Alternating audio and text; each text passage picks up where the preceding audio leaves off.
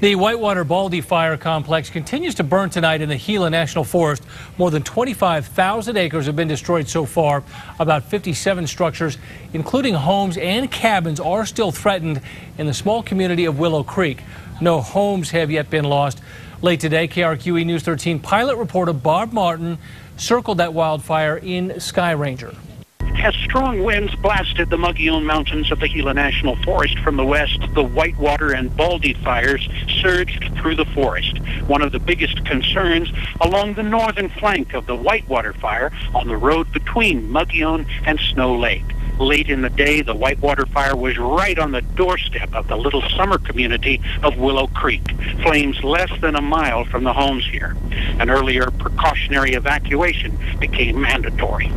All across this part of the forest, and due to the dangerously fast-moving, wind-driven flames, firefighters on the ground were not able to attack directly. Aircraft were limited to survey and patrol missions, the turbulence close to the ground too extreme for air tankers or helicopters to drop any water or retardant. Most of the fire ground is inside the Gila wilderness, much of the terrain extremely rugged, making deployments of firefighters on foot risky in the best of conditions, much less in light of the unpredictable nature of this fire.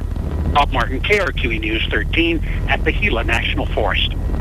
Mark, it's hard to imagine worse conditions to be out there fighting a fire like that. Yeah, you're right. And if you look at some of the topography here, if you're just looking at a map, if you go on Google Earth or something like that, you can see what they're dealing with. It's a very difficult go. And when you're talking about winds 40 to 50 miles an hour today, Dean, it was near impossible. Here's a look